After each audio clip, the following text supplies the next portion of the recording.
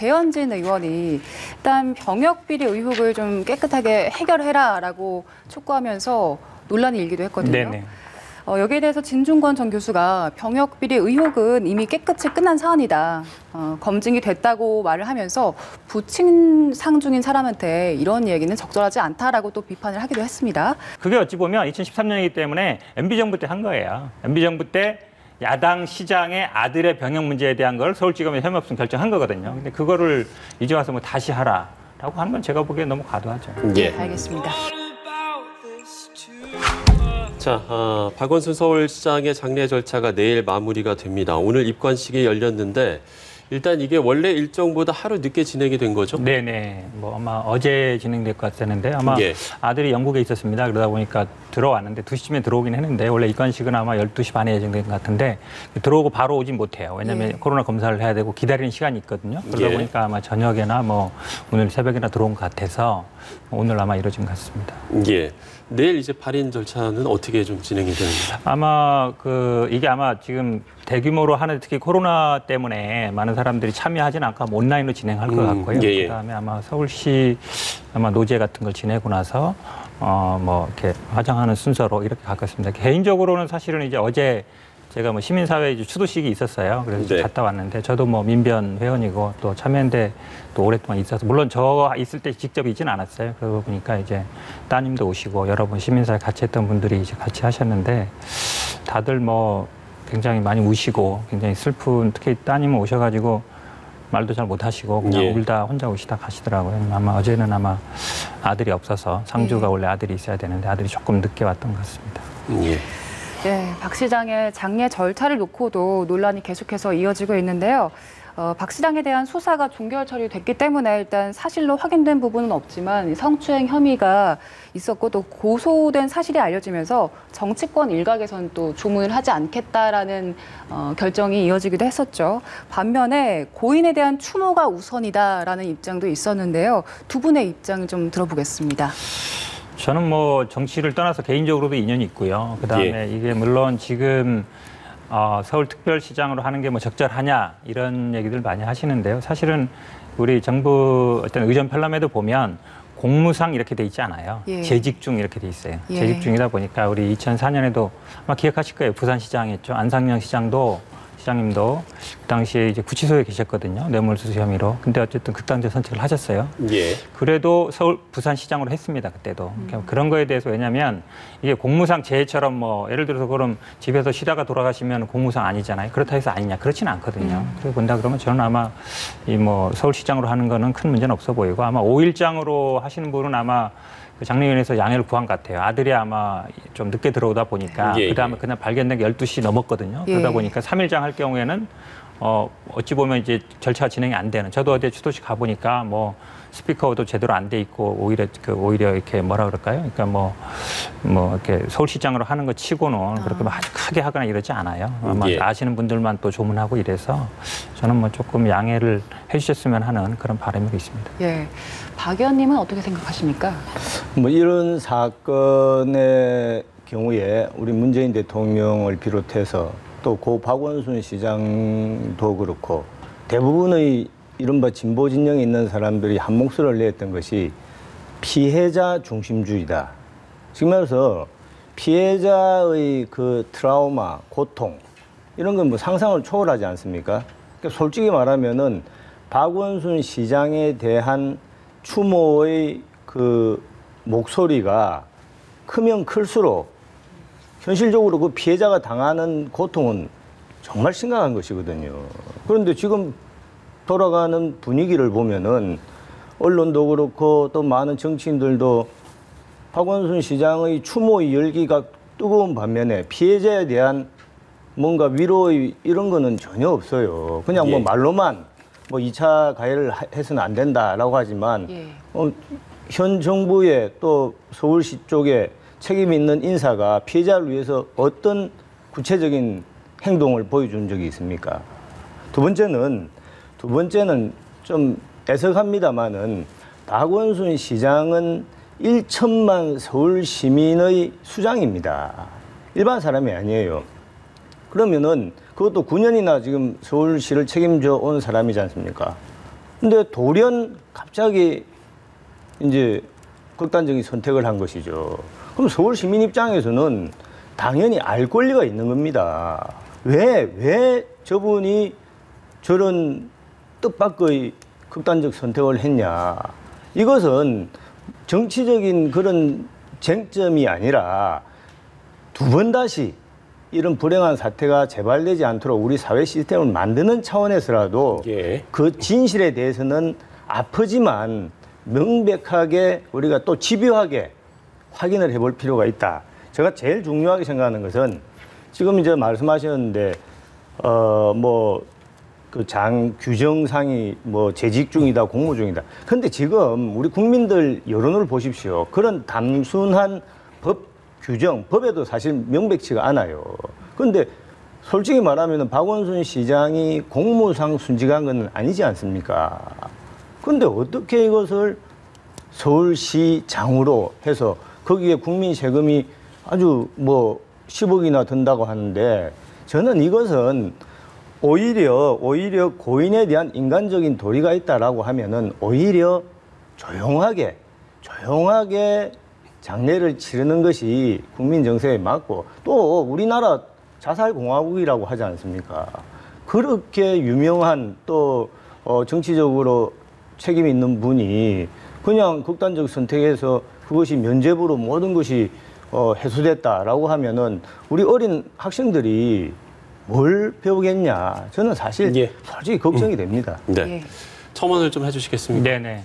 저는 뭐 2차 가해 많이 말씀하시는데요. 예. 그러니까 결국은 이거를 밝히자는 것도 그 피해자의 의사에 따라야 되는 거예요. 그리고 아마 지금 오거돈 시장 그분도 아마 피해자가 직접 경찰에 출석은 안 하는 걸로 알고 있습니다. 하는지 모르겠지만 결국은 이런 사건은 결국은 본인이 진술을 하고 이거를 내가 하겠다라고 돼야 되는 것이지 또 정당에서 아니면 뭐 다른 데에서 이걸 밝혀라라고 할 수 없는 거예요. 또 본인이 일단 원해야 되는 거잖아요. 그리고 일단은 이런 사건이 났을 때는 저는 아마 그래도 장례는 끝나고 나서 그다음에 말씀한 건 저도 동의합니다. 어쨌든 지금 여당에서 계속 단체장들이 이런 문제가 불거지고 있기 때문에 저도 예. 이게 단순히 어찌 보면 가불관 뭐 어쨌든 위계에 의한 상하관계에 있는 거잖아요. 취약지연이 있는 것이고 뭐 그런 걸 밝힐 필요 있지만 지금 어쨌든 장례 절차는 중인데 그리고 피해자 의사도 명확하지 않아요. 이걸 어떻게 했다는 건지 또 예. 그거를 듣겠다고 기자들이라든지 아니면 뭐 정치인들이 당신 어떻게 합니까? 그 물어보는 것조차도 제가 보기엔 2차 가해거든요. 그래서 그렇게 본다 그러면 이거를 뭐 정치권에서 먼저 하자 말자라고 논할 계제는 아니라고 생각합니다. 알겠습니다. 아니, 제가 하나만 이거는 짧게 저 좀 해주시죠. 같은 사람이 아니라 많은 진보 진영에 있는 사람들조차도 이것은 명백하게 짚고 넘어가야 된다. 뭐냐면은 한 그 여성 피해자가 정말 용기를 내어서 문제 제기를 했지 않습니까? 그런데 결과적으로 지금 이것을 그냥 넘어가면은 결과적으로 자기의 그런 용기 있는 행동으로 사람이 서울시장이 극단적 선택을 했다. 이렇게 얼마나 죄책감을 가지겠어요. 그래서 우리 사회가 피해자를 보듬어 주어야 됩니다. 이런 때. 그러니까 예. 저도 뭐 언론에 보도되는 건 보고 있고 그런데요. 물론 뭐 여러 가지 해석이 가능하죠. 왜 2017년 일인데 이제 했느냐. 말씀하신 것처럼 그동안 그러면 참고 있었다는 걸 수도 있고 여러 가지 해석이 가능하지만 마치 지금 이제 의혹 보도 제기된 것 자체를 사실로 단정하고 그렇기 때문에 뭐 해야 된다. 이렇게 할 수는 얘기는 아니라고 봅니다. 예, 제가 좀 개입을 하도록 하겠습니다. 어쨌든 가짜 뉴스와 신상 털기 등의 고소인에 대한 피해가 발생하지 않아야 한다는 점도 사실관계가 확인되지 않은 상황에서 사자에 대한 명예훼손도 없어야 한다는 점은 뭐 두 분 모두 좀 공감을 하실 것 같습니다. 예, 일단 여기서 좀 정리를 하도록 하고요. 지금 이제 서울특별시 장애 반대하는 청와대 국민청원이 50만 명을 넘었고 오늘 이제 가처분 신청 결과가 나올 예정인데 이 부분은 좀 받아들여질 가능성이 있다고 보시는지요? 뭐 일단은 일요일 날도 심사하는 걸로 보니까 어쨌든 오늘 예. 중으로 결정을 할 것 같습니다. 왜냐하면 이게 내일 넘어가 버리는 의미가 없기 때문에요. 아마 강용석 변호사가 제기한 것 같은데요. 이유를 이런 걸 갖고 있어요. 말씀처럼 이제 뭐 공무상이 아니다라는 거 있지만 그건 아마 법적인 건 아니에요. 국민 정서적인 문제지. 법적인 건 아마 이게 우리 그 정부 그 편람에 의하면 어떻게 되냐면 국가장, 기관장 이렇게 돼 있습니다. 기관장에는 장관이 나옵니다. 그리고 물론 서울시장이 포함돼 거기 딱 명시돼 있지는 않지만 장관급으로 보거든요. 그러다 보니까 이제 그걸 준용한 건데 그 절차가 있어요. 결국은 행안부 거쳐야 되고 대통령의 저가를 받아야 되는데 그런 절차를 안 거치지 않았냐. 이제 그게 핵심적인 건데 저는 아마 공무원들이 일 처리를 할 때 보통 공무원들은 굉장히 그 뭐 규정이라든지 편람이라든지 이게 굉장히 기계적으로 적용을 하거든요. 아마 이 장례인을 정하고 저는 뭐 행안부라든지 대통령 재가는 받았을 걸로 봅니다. 그렇다 예. 본다 그러면 뭐 받아질 가능성이 별로 없다. 저는 근데 이 강용석 변호사는 이제 박원순 이제 전 시장이죠. 예. 전 시장하고 굉장히 악연이 많아요. 예전에 이 어찌 보면 MRI가 진짜냐 아니냐 가짜 하다가 본인도 사퇴도 했고 또 손해배상도 지금 진행 중입니다. 2억 3천억 이렇게 되는데 그러니까 본인이 어찌 보면 이해관계가 있는 분이 제기했다라는 게 저는 조금 의도성이 그렇게 꼭 순수해 보이지는 않습니다. 예, 예. 말씀을 해주신 것처럼 절차에 문제가 없느냐 이게 핵심인 것 같은데요. 지금 그 50만 명이 넘게 이틀 만에 국민청원 그 숫자가 돌파했지 않습니까? 근데 조반율이라는 말이 있습니다. 지금 말해서 많은 국민들이 반대할 때는 이유가 있는 것이다. 한 명, 두 명도 아니고 이틀 만에 50만 명 넘었다라고 하면은 거기에 귀를 기울일 필요가 있는 것이죠. 근데 지금 말씀하신 것처럼 만일 청와대에서 문재인 대통령이 이것을 서울시장으로 거행해라라고 허락을 했다라고 하면은 그것조차도 저는 문제가 있는 것이죠. 마지막으로 절차 문제를 하셨는데 저도 뭐 그 생각이 비슷합니다. 뭐냐면 이것은 집행금지 가처분 신청이지 않습니까? 원래 가처분이라는 것은 보존 처분이기 때문에 긴급하게 빨리 법원에서 결정을 해줘야 됩니다. 물론 오늘 일요일이고 하지만 오늘 지나버리면은 이게 판결을 하더라도 결정을 하더라도 실익이 없는 겁니다. 그래서 그런 부분에 대해서는 법원의 태도가 좀 아쉬운 측면이 있죠. 예. 자, 박 시장의 장례에 대한 이야기는 여기서 좀 정리를 해보고요. 박 시장의 아들이 입국을 했습니다. 박주신 씨를 향해서 배현진 의원이 일단 병역비리 의혹을 좀 깨끗하게 해결해라라고 촉구하면서 논란이 일기도 했거든요. 네네. 여기에 대해서 진중권 전 교수가 병역비리 의혹은 이미 깨끗이 끝난 사안이다. 검증이 됐다고 말을 하면서 부친상 중인 사람한테 이런 얘기는 적절하지 않다라고 또 비판을 하기도 했습니다.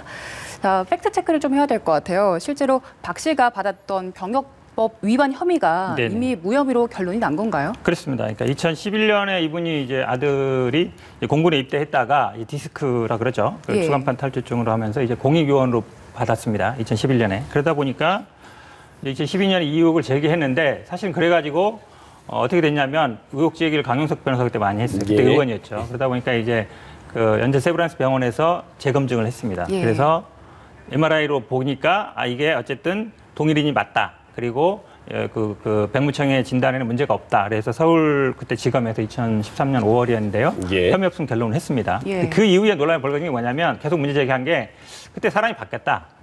그다음에 그 MRI가 그 찍은 MRI가 아니다. 이러면서 계속 이제 의혹 제기를 한 거예요. 그것이 어찌 보면 이제 공직선거 위반, 허위사실이다 이렇게 된 거죠. 그러니까 병역비리 의혹이 아니라 허위사실 유포에 대한 재판이 그 의사분하고 어찌 보면 강용석 뭐 변호사 이런 분들이 예. 이제 재판이 당하는 건데 저는 뭐 네이밍 자체가 잘못됐다. 예. 그러니까 허위사실 유포에 대한 지금 1심에서 일단 유죄 판결이 있었고요. 예. 2심에서 진행 중인데 그 부분에 대해서 병역 의혹을 밝혀라.